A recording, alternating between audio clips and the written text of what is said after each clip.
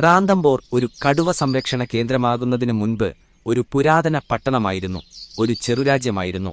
കോട്ടയും കൊത്തളവും രാജാവും പ്രജകളുമായൊരു സുന്ദര north Indian ചെറുരാജ്യം.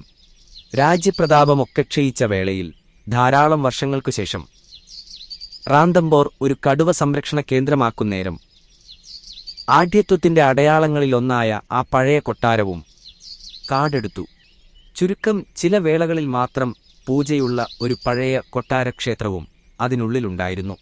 പൂജാചുമതലകൾ തലമുറകളായി നടത്തിവരുന്ന പൂജാരിമാർ തന്നെയാണു യൗവനത്തിൽ ഇവളെ ആദ്യമായി കണ്ടത്. ആ പഴയ കൊട്ടാരത്തിലെ മട്ടുപ്പാവിൽ മഞ്ചത്തിൽ രാജകീയമായി കിടന്ന് അവരെ നോക്കുന്നൊരു ശൗര്യമുള്ള പെൺകടുവ. ഒരു നോട്ടം കൊണ്ടുപോലും അവൾ അവരെ ഭയപ്പെടുത്തിയില്ല ഒരിക്കലും. എന്തുകൊണ്ട് മച്ചിലി സവിശേഷതകൾ നിറഞ്ഞവളാകുന്നു എന്നാൽ, ഒരു കടുവക്കുട്ടി ജനിച്ചു വളർന്നു വലുതായി വരാൻ ധാരാളം പ്രതിസന്ധികൾ നേരിടേണ്ടിവരും.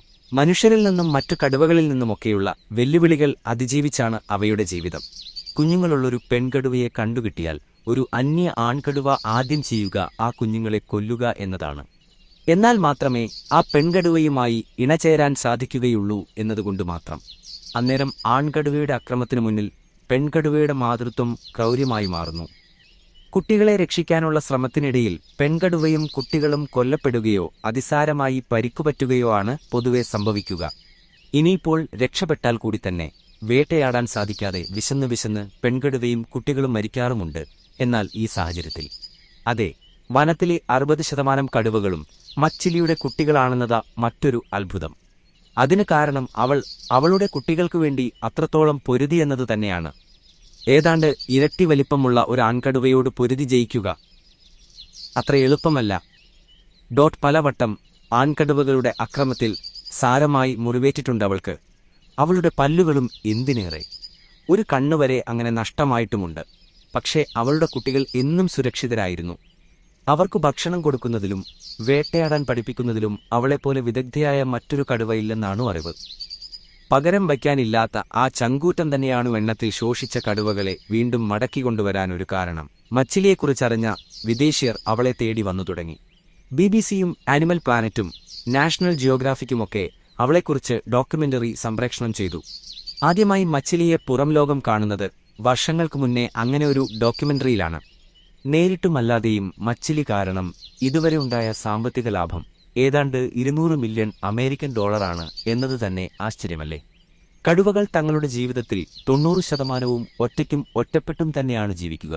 മാത്രമല്ല, തന്നെക്കാളും വലിപ്പവും ശക്തിയുമുള്ള ജീവികളെ നേരിടുന്നതിൽ കടുവകൾ രണ്ടാമതൊന്ന് ആലോചിക്കാറില്ല. പ്രത്യേകിച്ചും കുഞ്ഞുങ്ങളുള്ളൊരു പെൺകടുവ ഒട്ടും ആലോചിക്കില്ല. ആനയായാൽ കൂടി അത് ആക്രമിച്ചിരിക്കും.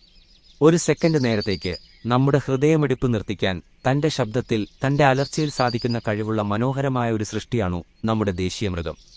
നമ്മുടെ ദേശീയ മൃഗമായതും മറ്റൊന്നും കൊണ്ടല്ല. ശാന്തതയും രൗദ്രതയും ഒന്നുചേരുന്ന ഒരു മൃഗമുണ്ടേൽ അതൊരു റോയൽ ബംഗാൾ കടുവ തന്നെയാണ്. തന്റെ ജീവിതം കൊണ്ട് ഒരു വലിയ ദൗത്യം ചെയ്തു തീർത്ത മച്ചിലി 2016-ൽ വിടവാങ്ങി. ലോകത്തിൽ ഏറ്റവും അധികം കാലം ജീവിച്ച കടുവയെന്ന അപൂർവ റെക്കോർഡും അപ്പോഴേക്കും അവൾ സ്വന്തമാക്കിയിരുന്നു. വിടവാങ്ങുന്നതിനും വർഷങ്ങൾക്ക് മുന്നേ അവളെ പലപ്പോഴും കാണാതാകുമായിരുന്നു. എന്നാൽ വനത്തിലെ ക്യാമറയിൽ വീണ്ടും അവൾ പ്രത്യക്ഷപ്പെട്ട് അത്ഭുതപ്പെടുത്തിയിരുന്നു. അല്പം മുമ്പ് പിടിച്ച ഇരയുമായി പല രീതിയിലും ആകസ്മികമായൊരു ജീവിതം ജീവിച്ച് അവൾ കടന്നുപോയി.